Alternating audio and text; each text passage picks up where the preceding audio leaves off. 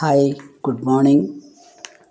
त्वमेव माता च पिता त्वमेव बन्धुश्च सखा त्वमेव विद्या द्रविणं त्वमेव सर्वं मम देवदेव। ശ്രീമദ് ഭഗവത്ഗീത 4-ാം അധ്യായം ജ്ഞാനകർമ്മ സന്യാസ യോഗം 29-ാമത്തെ ശ്ലോകമാണ് ഇനി ചൊല്ലുന്നത്. അപാനേ ജുഹ്വതി പ്രാണം പ്രാണേ പാനം തഥാ പരേ പ്രാണാപാനഗതിരുദ്ധ്വാ പ്രാണായാമപരായണ. മലയാളം.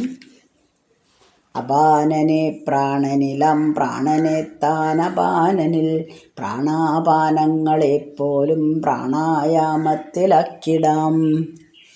പ്രാണായാമ പരായണ അപരേ. പ്രാണായാമം ചെയ്യുന്ന അല്ലെങ്കിൽ അതിൽ തൽപരരായിട്ടുള്ള വേറെ ചിലർ പ്രാണാപാനഗതിഹി രുദ്ധ്വ. ഈ ഗതിയെ, പ്രാണവായുവിൻ്റെ ഗതിയെ നിയന്ത്രിച്ചിട്ട് പ്രാണം അപാനനിലും പ്രാണനെ അപാനനിലും തഥാ അപാനം പ്രാണേ അപാനനെ പ്രാണനിലും ജുഹ്വതി ലയിപ്പിക്കുന്നു, ആഹുതി ചെയ്യുന്നു. ഇപ്പോൾ അർജുനന് പലതരം യജ്ഞങ്ങളെ പറ്റിയിട്ട്, തപോയജ്ഞം, യോഗയജ്ഞം, ഇതെല്ലാം എല്ലാം ഓരോരോ യജ്ഞങ്ങളായിട്ട് അർജുനന് പറഞ്ഞു കൊടുത്തുകൊണ്ടിരിക്കുകയാണ്. അതുപോലെ ഇതും ഒരു മാർഗമാണ്. പ്രാണായാമം ഒരു നല്ല മാർഗമാണ് അർജുന. കാരണം ലൗകികനായിട്ടുള്ള അർജുനനാണ്. അപ്പം കുറച്ച് ബുദ്ധിമുട്ടുണ്ടെങ്കിൽ പോലും പ്രാണായാമം ശീലിച്ചു കഴിഞ്ഞാൽ വളരെ അതും ഒരു യജ്ഞം തന്നെയാണ് അർജുന. അപ്പം നമ്മളുടെ ഈ പ്രാണവായുവിനെ അതിൻ്റെ പ്രവൃത്തികളുടെ അടിസ്ഥാനത്തിൽ കുറച്ചായിട്ട് തരംതിരിച്ചിട്ടുണ്ട്. പ്രാണൻ, അപാനൻ, വ്യാനൻ, സമാനൻ, ഉദാനൻ, അങ്ങനെ 5 തരംതിരിച്ചിരിക്കുന്നത്. അതെന്താണെന്നുള്ളത് കുറച്ച് പറഞ്ഞു തരാം. അപ്പോൾ ഈ പ്രാണൻ എവിടെയാണെന്ന് ചോദിച്ചിട്ടുണ്ടെങ്കിൽ നമ്മളുടെ ഹൃദയത്തിലാണ് പറയും. ഹൃദയം എന്ന് പറയുമ്പോൾ നമ്മൾ ഈ കയ്യും കാലുമൊക്കെ എക്സ്റേ എടുത്തിട്ട് കാണുന്ന ഹൃദയത്തിലല്ല. നമ്മളുടെ ഹൃദയം എന്ന് പറഞ്ഞാൽ അത് അവ്യക്തമാണ്. പ്രത്യേകിച്ചും ഒരു ലൗകികന് അത് അവ്യക്തമാണ്. പക്ഷേ നമ്മൾ അയ്യോ എൻ്റെ എന്ന് പറഞ്ഞിട്ട് നെഞ്ഞത്ത് മെല്ലെ കൈ വയ്ക്കില്ലേ, അവിടെയാണ് നമ്മുടെ ഹൃദയം ഇരിക്കുന്നത് എന്നുള്ളത് ബോഡി ഷേപ്പ് പ്രകാരം അത് കറക്റ്റാണ്. പക്ഷേ നമ്മൾ അറിയാതെ തൊടുന്നതും നമ്മളുടെ അവ്യക്തമായിട്ടുള്ള ഹൃദയത്തിൽ തന്നെയാണ്. അവിടെയാണ് ജീവാത്മാവ് കുടികൊള്ളുന്നത്. അപ്പോൾ അങ്ങനെ ഈ പ്രാണനെ, നമ്മൾ ഉള്ളിലേക്ക് എടുക്കുന്ന പ്രാണനെ പുറത്തേക്ക് വിടുന്ന അപാനൻ, അതായത് പുറത്തേക്ക് വിടുന്ന വായു, ഇതെല്ലാം കൂടെ കൺട്രോൾ ചെയ്യാമെന്ന് പറയുന്നത്. പ്രാണനെ നമ്മൾ അപാനനിൽ ഹോമിക്കുന്നു, അത് കഴിഞ്ഞ് അപാനനെ നമ്മൾ പ്രാണനിൽ ഹോമിക്കുന്നു. രണ്ടും അങ്ങോട്ടും ഇങ്ങോട്ടും ചെയ്യുന്നുണ്ട്. അപ്പോൾ ഈ ശ്വാസത്തെ നമ്മൾ ശ്വാസം എടുക്കുമ്പോൾ നേരത്തെ 5 തരം പ്രവൃത്തിയുടെ അടിസ്ഥാനത്തിൽ അവയെ തിരിച്ചതായിട്ട് പറഞ്ഞു. അതേപോലെ തന്നെ നമ്മൾ ശ്വാസത്തെ ഉള്ളിലേക്ക് എടുക്കുന്നതിന് പറയുന്നത് പൂരകം എന്നാണ്, പുറത്തേക്ക് വിടുന്നതിന് രേചകം എന്ന് പറയുന്നു. അപ്പോൾ അകത്തേക്ക് എടുത്തു കഴിഞ്ഞിട്ട് അതിനെ കുറച്ച് നേരം നമ്മൾ പിടിച്ചു നിർത്തുന്നുണ്ടല്ലോ, അതിനെ കുംഭകം എന്നാണ് പറയുന്നത്. പൂരകം, കുംഭകം, രേചകം. അപ്പോൾ ഇതെല്ലാം ഈ പ്രാണായാമം അങ്ങനെ നമുക്ക് ഓടിച്ചെന്ന് പെട്ടെന്ന് നാളെ ഞാൻ പ്രാണായാമം തുടങ്ങട്ടെ എന്നും പറഞ്ഞ് ചെയ്യരുത്. ഈവൻ യൂട്യൂബിലും അതിലൊക്കെ വരുന്നത് കൊണ്ട് ചെയ്യുന്നത് ശരിക്കും ദോഷമാണ് നമുക്ക് വരുത്തുക. അതിൻ്റേതായിട്ടുള്ള ഒരു ഗുരുവിൻ്റെ മുഖത്ത് നിന്ന് തന്നെ കേട്ട് നമ്മൾ പഠിക്കണം. ഒരേ റേഷ്യോയിൽ വേണം ടൈമിങ്, അതായത് എത്ര നേരം ഉള്ളിലേക്ക് പിടിക്കുന്നു അല്ലെങ്കിൽ ഉള്ളിലേക്ക് എടുക്കുന്നത്, അത് അവിടെ പിടിച്ചു നിർത്തുന്നത്, അത് കഴിഞ്ഞ് വായുവിനെ പുറത്തേക്ക് വിടുന്നത്, ഇതിനൊക്കെ ശരിയായിട്ടുള്ള കറക്റ്റ് റേഷ്യോ ഉണ്ട്. അങ്ങനെ മാത്രമേ ചെയ്യാൻ പാടുള്ളൂ. അങ്ങനെ ചെയ്യുമ്പോൾ നമ്മുടെ ശരീരനാഡികളെല്ലാം ശുദ്ധീകരിക്കപ്പെടുന്നതാണ്. ആ വായുവിൻ്റെ ആ ഗതി, നമ്മുടെ ശരീരത്തിലുള്ള ഗതിക്ക് അനുസരിച്ച് നമ്മുടെ ശരീരനാഡികളെല്ലാം ശുദ്ധീകരിക്കപ്പെടുന്നു. അതിനനുസരിച്ച് നമ്മുടെ മനസ്സും ശുദ്ധീകരിക്കപ്പെടുന്നു. അപ്പോൾ ഇങ്ങനെ പ്രാണായാമം ഒരു യഥാർത്ഥ ഗുരുവിൽ നിന്ന് നമ്മൾ പ്രാണായാമം ചെയ്യുകയാണെങ്കിൽ നമ്മുടെ അകത്തേക്ക് എടുക്കുന്ന വായുവിനെ വളരെയധികം നമുക്ക് കൺട്രോൾ ചെയ്ത് നമുക്ക് മാനസികമായിട്ടും ശരീരത്തിനനുസരിച്ച് നമുക്ക് നല്ലൊരു ശുദ്ധി കിട്ടുന്നു, മാനസികമായിട്ട് നമുക്ക് ഉയരാൻ പറ്റും. സാധാരണ ഇത് സാധിക്കുന്നത് യോഗികൾക്കാണ്. അവർക്ക് പ്രാണനെ ഉള്ളിലേക്ക് എടുത്തു കഴിഞ്ഞാൽ ഈ കുംഭകാവസ്ഥ, അതായത് എത്ര നേരം വേണമെങ്കിലും അതിനെ സ്തംഭിപ്പിച്ച് നിശ്ചലമാക്കിയിട്ട് നിർത്താൻ സാധിക്കും എന്നാണ്. അതാണ് കഴിഞ്ഞ ശ്ലോകത്തിൽ നമ്മൾ പറഞ്ഞത്.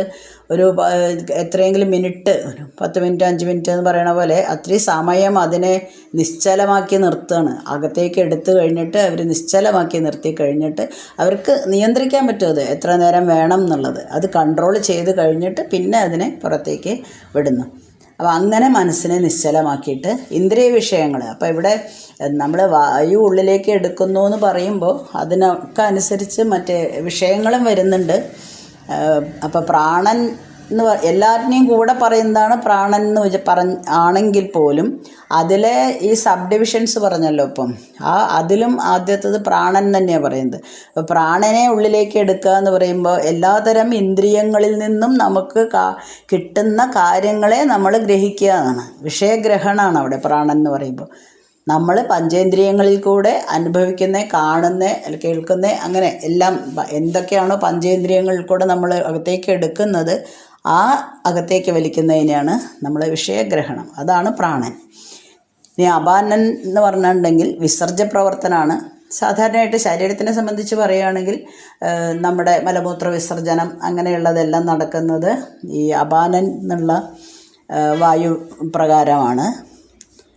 പിന്നെ വരുന്നത് വ്യാനനാണ്. വ്യാനൻ എന്ന് പറയണത് ഭക്ഷണത്തെയൊക്കെ ദഹിപ്പിക്കുന്നത്, ആഗിരണം ചെയ്യലുമാണ്.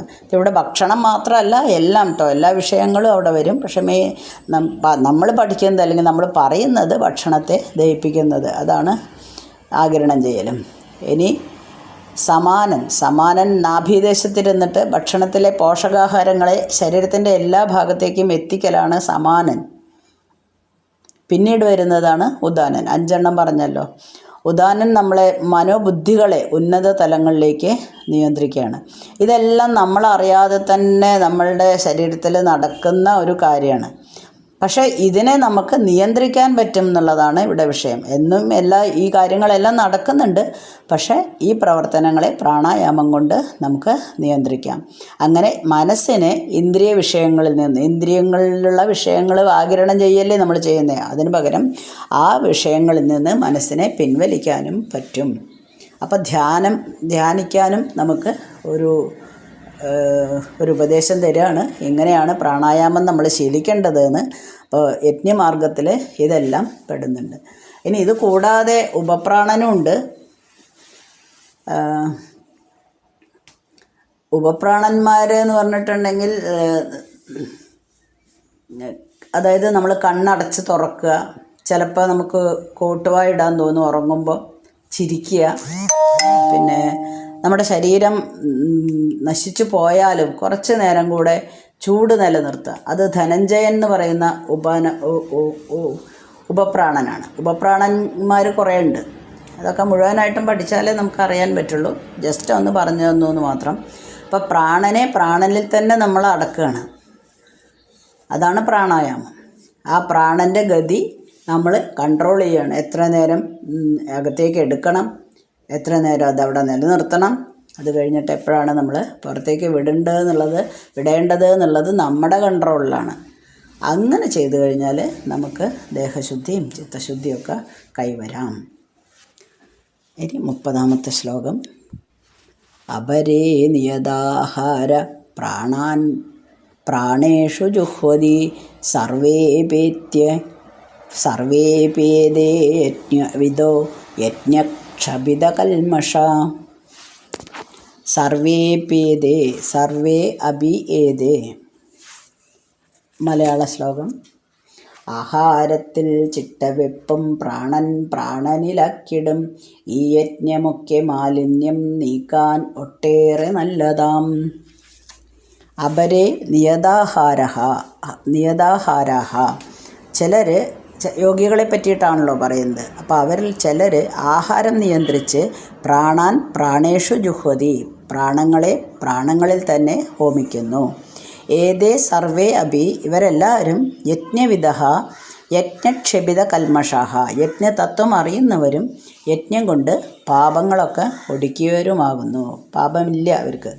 അങ്ങനെയുള്ള യോഗികളെക്കുറിച്ചാണ് പറയുന്നത്. അവരെ ചില ആൾക്കാർ ആഹാരക്രമത്തിലൂടെ, അതായത് നമ്മൾ കഴിക്കേണ്ട ആഹാരം എന്താണെന്ന് നമ്മൾ തന്നെയാണ് ഡിസൈഡ് ചെയ്യുന്നത്, അല്ലേ? നമ്മൾ തന്നെയാണ് നിശ്ചയിക്കുന്നത്. അപ്പോൾ ഭക്ഷണ ക്രമീകരണം എന്നുള്ളത് നമുക്ക് അത്ര ബുദ്ധിമുട്ടുള്ള കാര്യമൊന്നുമല്ല. ശരിക്കും പറയുകയാണെങ്കിൽ മനുഷ്യൻ എന്തൊക്കെ തിന്നണം എന്നുള്ളത് പണ്ട് കാലം മുതൽക്കേ ഋഷിമാർ ആചരിച്ച് വരുന്ന ഒരു ചിട്ടയുണ്ട്. അതിനനുസരിച്ചാണ് നമ്മൾ ചെയ്യേണ്ടത്. പക്ഷെ നമ്മളങ്ങനെയൊന്നും അല്ല, അല്ലേ? ഇപ്പോൾ എല്ലാവർക്കും ചോദിച്ചു കഴിഞ്ഞാൽ ഏറ്റവും വേണ്ടത് നോൺ വെജ് മാത്രമായിരിക്കും. അത് വേറൊരു മൃഗത്തിനെ അല്ലെങ്കിൽ ഒരു ഈവൻ മത്സ്യമാണെങ്കിൽ പോലും അതിനെ വെട്ടിക്കൊന്ന് അതിൻ്റെ ഇറച്ചി നമ്മൾ കുക്ക് ചെയ്ത് നല്ല ടേസ്റ്റ് ഉണ്ടെന്നും പറഞ്ഞ് തിന്നുകയാണ് ചെയ്യുന്നത്. അത് എന്ത് തന്നെയായാലും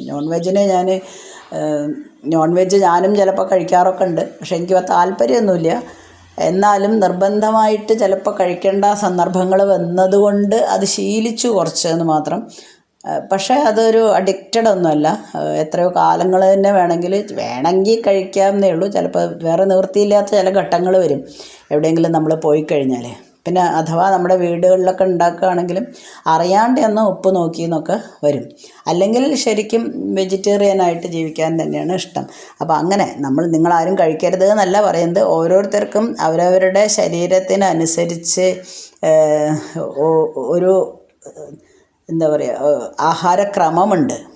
അത് കൺട്രോൾ ചെയ്തിട്ട് യോഗികളാവുമ്പോൾ ആ ഭക്ഷണം കൂടെ ക്രമീകരിച്ചിട്ട് അവരുടെ മനസ്സിനെ ശുദ്ധീകരിക്കുന്നു, അങ്ങനെ ഉത്കൃഷ്ടമാക്കി തീർക്കുന്നു എന്നാണ് പറഞ്ഞത്. അപ്പം ഈ യോഗികൾ ചെയ്യുന്ന യജ്ഞങ്ങൾ മുഴുവനായിട്ട് നമ്മൾ ചെയ്യണം എന്നല്ല പറയുന്നത്. അവർക്ക് ആഹാരം നിയന്ത്രിച്ച് പ്രാണങ്ങളിൽ തന്നെ ഹോമിക്കാനുള്ള കഴിവുണ്ട്. ഇവരെല്ലാം യജ്ഞതത്വം അറിഞ്ഞവരാണ്. അപ്പം നമ്മൾ ഈ അതായത് ഇന്ദ്രിയങ്ങളെ കൊണ്ട് ആഗിരണം ചെയ്യുന്ന അല്ലെങ്കിൽ വലിച്ചെടുക്കുന്ന വിഷയാസക്തികളുണ്ടല്ലോ, അത് നമ്മുടെ ഉള്ളിൽ കൂടിയിട്ടാണ് ഈ പാപം എന്ന് നമ്മൾ പറയുന്നത്. അപ്പോൾ ഈ വാസനകൾ നമ്മളെ മൃഗീയമായിട്ടുള്ള പ്രവൃത്തികളിലൊക്കെ ഏർപ്പെടാൻ വേണ്ടിയിട്ട് നിർബന്ധിക്കുന്നു. എന്തൊക്കെയാണ് ഈ പ്രവൃത്തികൾ എന്ന് പറയേണ്ട ആവശ്യമേ ഇല്ല. നമ്മൾ നിത്യേന TV ഒന്ന് ഓൺ ചെയ്ത് വെച്ചാൽ മതി, ന്യൂസ് എന്തൊക്കെയാണെന്ന് ഇഷ്ടം പോലെ നമുക്ക് കേൾക്കാം. അതൊന്നും മനുഷ്യൻ ചെയ്യേണ്ട പ്രവൃത്തികളല്ല, മനുഷ്യൻ ചെയ്യേണ്ടാത്ത പ്രവൃത്തികളാണ്, മൃഗീയമാണ്. മൃഗങ്ങൾ തമ്മിൽ കടികൂടുന്ന അതേപോലെ തന്നെയാണല്ലോ ഇപ്പോൾ മനുഷ്യനും ചെയ്യുന്നത്. ഒന്ന് പറഞ്ഞാൽ അടുത്തതിന് വെട്ട് കുത്ത്. ഇനി അതുമാത്രമല്ല, ഈ ഒരു എന്താ പറയുക, യുവാക്കളുടെ ഒരു പോക്കെന്ന് പറഞ്ഞാൽ അത് ഗേൾസ് ആയാലും ബോയ്സ് ആയാലും ആരായാലും അത് വല്ലാത്തൊരു ലെവലിലാണ്. ഇപ്പോൾ പെൺകുട്ടികളൊക്കെ കല്യാണം കഴിഞ്ഞ് ഒരു ഭർത്തൃ വീട്ടിൽ എത്തിക്കഴിഞ്ഞാൽ അവരനുഭവിക്കുന്ന ദുരിതങ്ങൾ എത്രയോ പേര് മിണ്ടാതെ സഹിച്ച് കഴിയുന്നവർ എത്രയോ ലക്ഷമുണ്ട്. അത് ചിലർ തുറന്നു പറയണു. ഓരോന്ന് വെളിച്ചത്ത് വരുമ്പോൾ മറ്റുള്ളവർക്കും കൂടെ അത് പറയാൻ തോന്നുന്നു. അത് ഉപയോഗിച്ചിട്ടുള്ള അല്ലെങ്കിൽ അതിനോട് ആസ്പദമാക്കിയിട്ടുള്ള എത്രയോ കാര്യങ്ങൾ ദിവസേന ഒരു ദിവസം ഒരു ന്യൂസ് കേട്ട് കഴിഞ്ഞാൽ അങ്ങനെയുള്ള ഒരു 10 ന്യൂസ് നെക്സ്റ്റ് ഒരു 2-3 ദിവസത്തിനുള്ളിൽ നമുക്ക് കേൾക്കാനായിട്ട് കഴിയുന്നുണ്ട്. അപ്പം ഇതെല്ലാം പാപവാസനകളാണ്, ദുഷ്പ്രവണതകളാണ്. അപ്പോൾ ഈ യോഗ നമ്മൾ ചെയ്തു കഴിഞ്ഞാൽ, പ്രാണായാമമൊക്കെ നമ്മൾ ചെയ്തു കഴിഞ്ഞാൽ ഈ ദുഷ്പ്രവണതകളെയൊക്കെ നമുക്ക് മാറ്റാനും സാധിക്കും. മാത്രമല്ല സൽപ്രവണതകൾ അവിടെ പ്രതിഷ്ഠിക്കാനും സാധിക്കും. യജ്ഞം കൊണ്ട് സാധിക്കും എന്ന് അർജുനന് മനസ്സിലാക്കി കൊടുക്കുകയാണ്. അപ്പോൾ ഇതിനെല്ലാത്തിനും ധ്യാനം ആണ് നമ്മൾ ചെയ്യേണ്ടത്. ആ ധ്യാനം ഈ നേരത്തെ പറഞ്ഞ പോലെ ഒരു ഗുരുവിൻ്റെ മുഖത്ത് നിന്ന് നമ്മൾ ധ്യാനത്തിൻ്റെ തലങ്ങൾ പഠിച്ചിട്ട് അതിനനുസരിച്ചിട്ട് വേണം ചെയ്യാൻ. അങ്ങനെ ചെയ്തു കഴിഞ്ഞാൽ നമുക്ക് മനസ്സ് ശുദ്ധമാവുന്നു, ആത്മതത്വങ്ങൾ ഉൾക്കൊള്ളാൻ പറ്റുന്നു. പിന്നെ നമ്മുടെ ലക്ഷ്യം എന്താണെന്ന് നമുക്ക് മനസ്സിലാക്കാൻ സാധിക്കുന്നു. മനസ്സ് ക്ലിയറായി കഴിഞ്ഞാൽ ശരീരം ക്ലിയറാവുന്നതിൻ്റെ ആഹാരം നിയന്ത്രിച്ച് ശരീരം ശുദ്ധീകരിക്കുന്നതിൻ്റെ ഒപ്പം തന്നെ നമ്മൾ മനസ്സും ശുദ്ധീകരിക്കുകയാണ് ചെയ്യുന്നത്. അപ്പോൾ ഈ യോഗികളായിട്ടുള്ള ആൾക്കാർ, അപ്പോൾ ആഹാരത്തെ പറ്റിയിട്ടാണല്ലോ നമ്മൾ പറഞ്ഞു വന്നത്. ഇപ്പം ആ യോഗികളായിട്ടുള്ള ആൾക്കാർ ഈ ഭക്ഷണം വളരെ ക്രമീകരിച്ച് വളരെ കുറച്ച് മാത്രമേ അകത്തേക്ക് എടുക്കുന്നുള്ളൂ, അതായത് കഴിക്കുന്നുള്ളൂ. അപ്പോൾ ആഹാരം എടുക്കുക എന്ന് പറയുമ്പോൾ ആഹരിക്കുക എന്ന് പറഞ്ഞിട്ടുണ്ടെങ്കിൽ ഭക്ഷണം മാത്രമല്ല. നമ്മുടെ വിചാരം ആഹാരം കഴിക്കുക എന്ന് പറഞ്ഞാൽ ഭക്ഷണം എന്നാണ്. ഇന്ദ്രിയങ്ങൾ വഴി നാം അനുഭവിക്കുന്ന എല്ലാതും ഉള്ളിലേക്ക് എടുക്കുന്നതിനെ ആഹരിക്കുക എന്ന് തന്നെയാണ് പറയുന്നത്. അതെല്ലാം ആഹാരമാണ്. ഇന്ദ്രിയങ്ങൾ, ഒരു കണ്ണുകൊണ്ടൊരു കാഴ്ച കാണുന്നു, ചെവി കൊണ്ട് കേൾക്കുന്നു, സ്പർശിക്കുന്നു, എല്ലാം എല്ലാ പഞ്ചേന്ദ്രിയങ്ങളിൽ കൂടിയും നമ്മൾ അകത്തേക്ക് എടുക്കുന്നത് എല്ലാം തന്നെ ആഹാരമാണ് നമ്മുടെ.